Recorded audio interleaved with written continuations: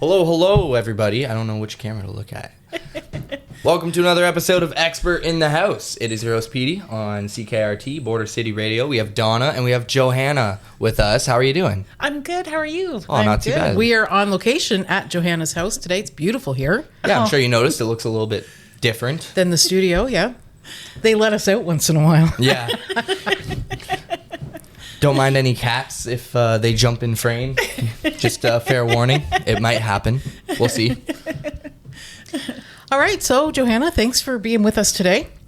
And you are a marketing specialist. Well, first of all, thank you for coming out to my place. I really appreciate it. And thanks for having me. So I've worked in marketing for actually just over 28 years now. So marketing and advertising. So it's your thing. Oh, it's definitely your thing. I would say so. Yeah, I've stuck with it. I've attempted to leave the industry, and I always get pulled right back in. So I would agree with you. It's definitely my thing. That's I think it's a tough go. Like, no, that job is not for everybody. It's I think it's very competitive. It's extremely competitive, and I think it also really it creates a different sort of lifestyle too, because I think there's that big challenge with work-life balance in that industry. I think over the years it's gotten better, but definitely when I had entered the industry, it was a lot of working extremely long hours. Sometimes on pitches you would work 24/7, literally 24/7. I would go home just to shower and change and go right back to the office and keep working. But granted, I was in my 20s and I could do that. The good old days. I remember those days. So did you always want to get into marketing, like your whole life, ever since you were a little girl? That's actually... You're like 6 years old, like, I want to be a marketing specialist. That is actually a great question, Petey. Funny enough, when I was a little girl, because my mom was a teacher, I wanted to be a teacher, and I used to teach to my stuffed toys, right? And so, and my Barbie dolls, right? And then cut later, I actually worked on Barbie, which is funny, right? I wanted to be a teacher. And then when I was trying to decide, because you know how they really put pressure on kids in high school to try to decide, Yes.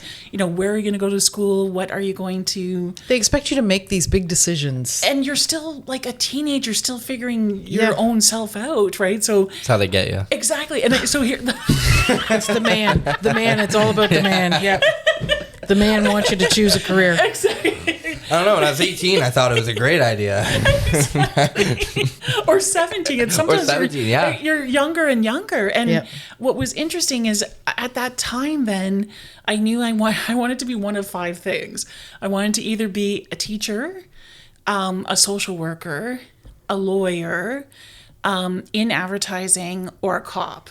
And there was a reason behind each one of them. So the teacher was, because I had seen my mom being a teacher and I really respected her for that. And I obviously had really amazing teachers all through school, so I admired them.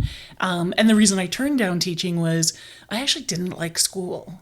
Like I didn't like school. I didn't like the whole memorizing, all that sort of thing, because I'm not very good at memorizing. So I didn't like school. And I saw how my mom would come home and literally have homework and grading and all that stuff. So that changed my mind. And then social work, was interested because I wanted to help people, but I talked to a lot of people who did it and sort of said, if you're very empathetic, you will take that home with you. And You'll burn out quickly. Exactly. And the two of you know me, and so I would take everybody's... You'd be done after the first week. Exactly. Mm-hmm. The first week I'd be a basket case, right? So I couldn't do that one. And then I wanted to be a cop because I love the idea of like carrying a badge and a gun but then I knew I wouldn't pass a physical. So I was like, forget that.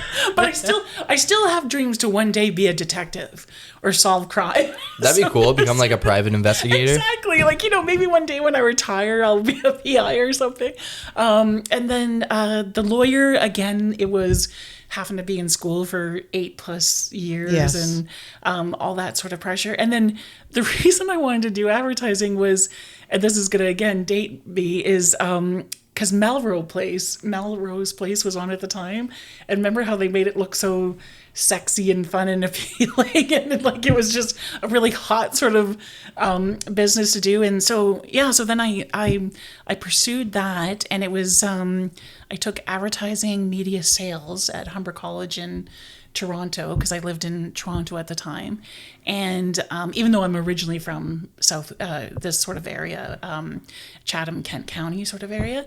And what ended up happening was it was really difficult to get into the course. So they only took so many numbers, and even though there was 100 that would go in every year, they would weed you down to like 20 throughout the course of you would be kicked out of the program. So when I applied, there wasn't a spot available, but I called the head coordinator of the course and said, I gotta get in. I really want to do this. I had graduated early from high school, and I knew that if I had spent another year working, I was a manager of a Shoppers Drug Mart at like 18, and I was like, if I still keep working at Shoppers Drug Mart, that's what I'm going to end up doing for the rest of my life. Not a bad job, but I didn't want to work in retail for the rest of my life. So I said, if I don't go back to school now, I've had 6 months off, like I'll stay off, right? So she let me in, and then I actually graduated early, top female.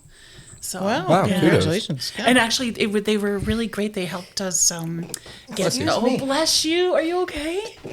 Bless you. Excuse me. It's funny, I sneezed for the first time on the air yesterday. You did. I know. I heard it. Can you cut that out? Please. No, that was the cutest, quietest sneeze, right? But yeah, no. And then what ended up happening was the course was really great about helping with internships, and also helping the students, because again, they weeded us down. Like the final graduating class was only 20 of us, right? So, and you became a really close group. Like to this day, my graduating class are still my dearest friends. They'll be at my my wedding celebration next year. Like, you know what I mean? There's a bunch of them that I'm still very close to this day. And they set us up to either work in media departments on agency side, or as advertising sales. And I wanted to be on the agency side, because I really love the idea of having that direct relationship with the client. And one of the top global agencies had reached out to our course coordinator and said, we need an assistant to work on Bell Canada. And so I went and applied and landed the job before I graduated. And they said, well, you got the job. You're going to get paid. You don't need to do your internship. We'll give you your diploma. So I again was like, score. I didn't even have to write my final exams. Wow. I know. So take me through the world of marketing. Like if someone said to me, we need you to do marketing for XYZ company, I honestly wouldn't even know where to start. I wouldn't even know where to begin to do that. So if someone reaches out, because you have a consulting business, mm-hmm. you would get a call from a business. Yeah. And they would say, what? Usually they're calling because they want to obviously grow their business, or in some cases it might be an entrepreneur that wants to start a business or open a business, and then other ones, it's where they're established, but they're the issue is they're not having the sales that they want to see, or they might have a new sort of service or a new product that's coming in, and they know that they need help marketing that. So when they reach out to me, I think a lot of times people immediately are like, what's your budget? And for me, it's more about, obviously it's an important factor, but at the same time, it's really about me sitting down and talking with them and spending time with them and getting to know their business and what's important to them and what their goals are. Because I think you really can't give somebody proper advice when it comes to advertising and marketing if you don't know what they're really trying to achieve. Like not only this year, but what's their long-term goals with their business? Like what do they see that happening? Do they see this being one location? Do they see it expanding? Like what is their long-term growth plan? And I think a lot of times, especially on the sales side, people will work with clients and be just sort of forcing them to, like, I have this to sell and you need to, I'm just going to sort of push this on you and buy this because this is what I'm selling to you. And for me, working with clients, as I do also with working with CKRT Border City Radio, it's really about trying to understand what's important to the client and how can we actually put something together that makes the most sense for that client, so that way it's, it's the right program that they're sponsoring, or it's the right tactic, be that, a contest or something, a long-term on air, or like a live event, for example, right? So it's really trying to understand what's their goals are, and then obviously budget plays a component into that. But there's a lot of times there's things as a marketing consultant where I can also give them advice on how they can do things that don't actually cost them that much money in the end, right? Because there's a lot of things that can be done through social media and other tactics, and media releases and press releases that can really help get the word out there. How do you think now, because 20 years ago social media wasn't a thing? Yeah. Well, I think it was, but it barely, right? Yeah, well, and then also when I first started in 1996, the internet was just sort of being established. Like, yes. Internet advertising was just starting. So how do you think that has affected the marketing? Social media, it's interesting. Well, because first of all, internet, when it first sort of ramped up in the late 90s, early 2000s, that we really watched in the industry how advertising spend changed, right? Because like obviously when I first started out, it was very much about your traditional media vehicles. So like that was your television, your radio, or your out of home and your print vehicles, whether that's newspaper or magazines. And then as the internet sort of evolved and became a total platform all to its own, with so many different options, that over the years has constantly taken advertising spend from traditional media. But now what happens is, in marketing, we really sort of approach it as we're really looking at sort of the entire landscape, because digital definitely has changed, not just from a social media standpoint, but just all the different tactics that you can do from a digital standpoint, because it's everything from, taking advantage of also the platforms that you as a client and actually some larger marketers have that already exist. So a lot of times when I've been working with especially larger clients, it's about, we always call it, what's your owned property. So make sure that you're taking advantage of the properties that you own. So like that's your website,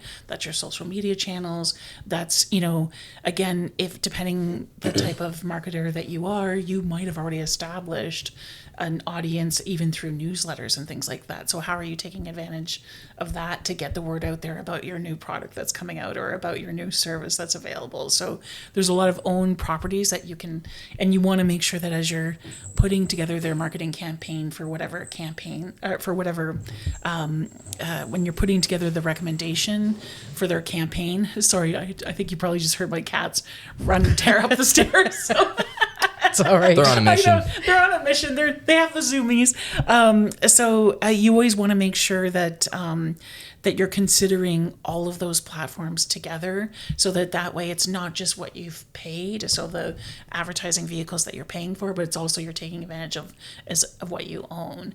And then social media, as you mentioned, it also has continued to take a lot of advertising budgets. But I've also seen recently a lot of clients get quite frustrated with a lot of social media channels, and specifically with Meta, who, as you know, they own, Instagram and yes. Facebook, and they're constantly changing their platform all the time. And so I've seen a lot of advertisers actually start to sort of pull back on some of the advertising spend that they've had with Meta, just because they've, in some cases, sort of felt like, I could do this without having to spend all this money on Meta. I can do this sort of, it takes, like, you need to have the right people in place to be able to do it. It takes legwork and all that sort of thing.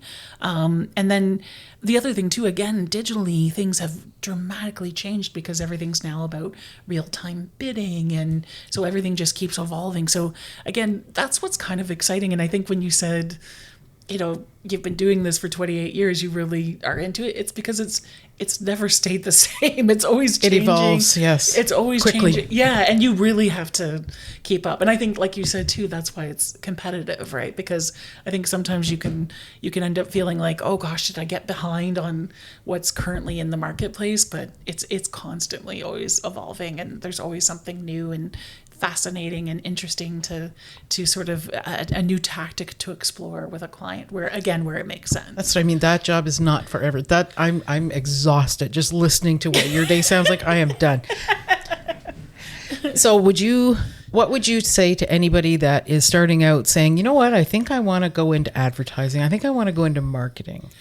Well, first of all, I always say that you want to talk to people that are actually in the business right now and have real conversations about what it really is like, because don't get me wrong, I have tons of friends in the industry that got married and had kids and all that kind of stuff, but it's really difficult, especially when you've got young children and families, and when you're on pitches, especially when you work for the larger organizations, like when you're in pitch mode, that's at least a week or two where you're not seeing your family, or then when you have to travel for work. And again, it just depends on the role that you have and, the client that you work on and that sort of thing. And then whether you're part of pitch teams or not. So you want to just make sure you have really honest conversations. And I always encourage people, like when they're in school, like high school students, or even those that are still in college and still deciding, have conversations with people that are actually doing the role, because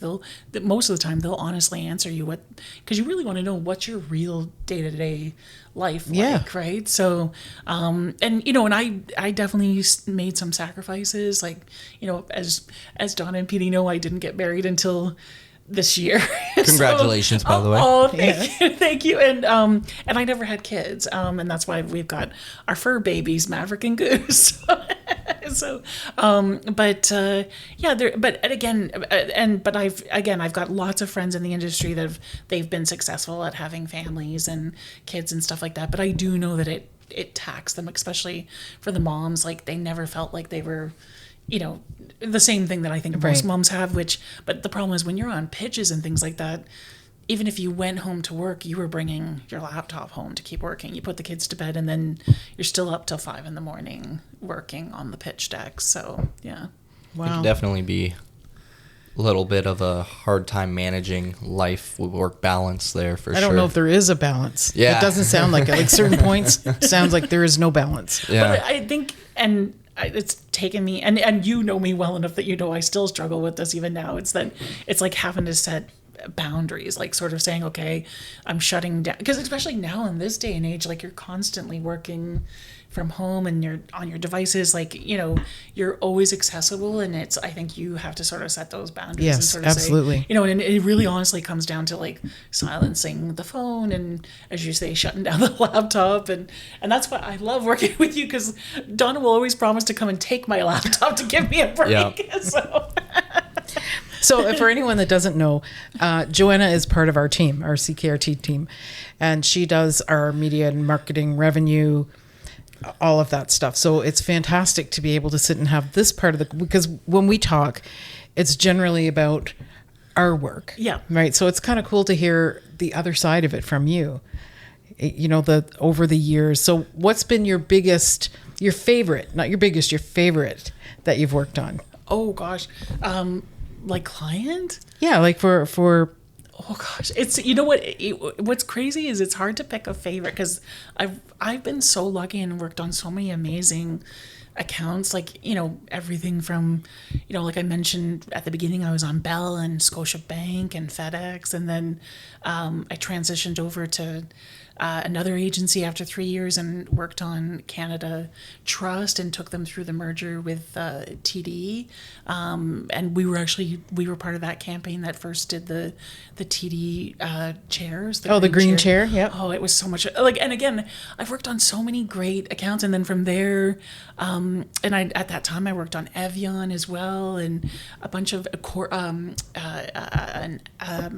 beverage company, and then transitioned to another agency as a director at the age of 26, and I worked on home hardware. I actually worked on one of the longest accounts that I worked on throughout my career was home hardware. So I guess if I had to say a favorite, it would be them because of how long I worked with them. But in all honesty, I was always lucky in the fact that I always really got along well with my clients, and I was always lucky to work on such great accounts. So you got to work on Disney too. Oh yeah, Disney, so then Barbie. Barbie. So that was after. And even when I was working on home hardware, we worked on a bunch of accounts at that time too. Like Enterprise was a part of that. GE Appliances. There was a bunch of different accounts that we worked on. We did a lot of sports marketing as well. So working with the NHL and the CFL and Rogers Center and Maple Leafs Sports Entertainment. Like a lot of fun. And I have to say, Blue Jays, worked with them a lot. Spent a lot of time in the Blue Jays box. So, That's really cool. Which was fun. It's a lot of fun. And then I ended up afterwards then transitioning again to another agency where I worked on, like you said, Disney and Procter & Gamble, which was a lot of fun. So I was working on Pampers and Bounty and then Disney parks, like you said, Parks and Resorts and Disney Cruise Lines, and got to spend a lot of time with the Disney characters, which, by the way, they never break character. They never break character. So like when they're in costume, they never break character. Like, so even behind the scenes, they never break character until they're out of... You think, God forbid, if the ship started sinking, they'd stay in character all the way to the end? Like, you'd have to be like Mickey Mouse, like trying to save people. Exactly. Yeah. You got Donald Duck, like, I'm golden. I'm good. I can float. Well, and like the princesses, the Disney princesses, Yeah. they're so amazing. Like, you know how like you like spending time with them, they're like just beautiful. And then even when working on Barbie and Hot Wheels, because that was Mattel, we over the course of the time we had did things where we hired models to be Barbie, and it was just so much fun. Like, I'll never forget that we did this shoot one time where we did a whole Barbie closet, and it was just like every woman's dream, like a rainbow of high heel shoes in every color and sparkle and design, and even I just kept going into the pre-made closet, kind of going, I don't want to leave, right? Like, this is what you want, and every woman wants this in their home, right? So yeah, and then I worked on also Weight Watchers, then and Kojiko. So I've been really, really lucky, and then obviously with my consulting business, worked with Alzheimer's, as well as obviously CKRT, Border City Radio, FreshBooks, ABAC, Erie Street Woodworks. I've just really been lucky working on so many different accounts and brands. Like, and I feel bad because I know I'm missing one, so I don't want anyone to feel like. But yeah, no, there really isn't a favorite because I was really lucky and I worked. And they all had their different challenges, but to me, the challenges were, that's where you do your biggest learning, right? So, and what was nice is I always felt like it was a partnership. Like when I work with my clients, it really is, it's being a part of the team and it's a partnership. Yeah. So what would you say is the most satisfying part of, working with these big companies or any company really? Is it a matter of, do you like seeing the satisfaction from the customer? Do you like to see your plan be made and then watch it go into fruition? What's the most satisfying part of the whole process for you? I think that, again, great question, Petey. It's two things. One, it's really exciting if I'm working on either a tactic or a campaign that might be really complicated, and when it actually goes successfully, that's sometimes the biggest joy of the campaign. And then the other one is I'm always really excited to be able to show a client, like, sort of twofolds. It's kind of revolves around return on investment. So being able to say, okay, you have this amount of a budget, but we've been able to put together this marketing campaign that actually provides you X amount of this much more added value, and then doing the post campaigns afterwards and showing not only did I promise you this added value going in, we secured even additional added value throughout the campaign. And then being able to tie it back to return on investment and showing how, like, either, whatever their objective was, like, show the increase in sales, show the increase in followers, show the increase, whatever it is that they were trying to achieve. It's being able to sort of, like, that's the whole point of doing the post reports and post campaign reports, is to be able to show this is what we had planned, this is what we achieved, and truly what we achieved for your business, to be able to tie it back to that it was a success. Because, like, because again, they have to report to their GM, their marketing department has to report to their GM to justify those budgets again for the following year. So yeah. Interesting. Well, so any final words that you want to send out to people that are, maybe thinking about following in your footsteps? Any advice for companies that may be thinking about, calling someone for a consulting? Yes. So first of all, so anyone that's thinking about getting into that line of work, you can always reach out to me and I'll give you honest answers and tell you what it's truly like. How do they get a hold of you? So it's on our website, CKRT Border City Radio, or on my website, which is www.jvconsulting.org. And also, my email's listed on both websites. And so they can reach out, and I'd happily answer anyone's questions anytime, and happily also get them into connection with other people in the industry if they are interested in a specific field that they're a little more interested in. Then also same thing with clients, they can reach out on the website as well as both websites. Now I'm forgetting one of the questions that you asked me. Sorry. For a company that is thinking about contacting you as for a consultation, Yep. If they're thinking, well, I don't know what to ask, I don't even know where to start. It really is like, shoot an email and let's have a conversation. Because the thing is, I think a lot of times, especially some of the smaller clients or companies are worried, or entrepreneurs are worried, I can't afford a marketing consultant because they're going to charge X amount of dollars and I want all those dollars to go towards advertising. I've worked with small businesses as well as large businesses, and I can always put something together that makes sense for them, and it's always worth having the conversation. Oh, absolutely. And I'm going to say, from a personal standpoint, from being a business owner who has been working with you for months, if you are thinking about, maybe I need help, maybe I have to reach out, I don't know what to do, even if you send an email that says, I think I need to grow my business, I want to grow my business, I don't know where to start, help. Yeah. That's it. It can be as simple as that. And then, honestly, you've been a joy to work with. Oh.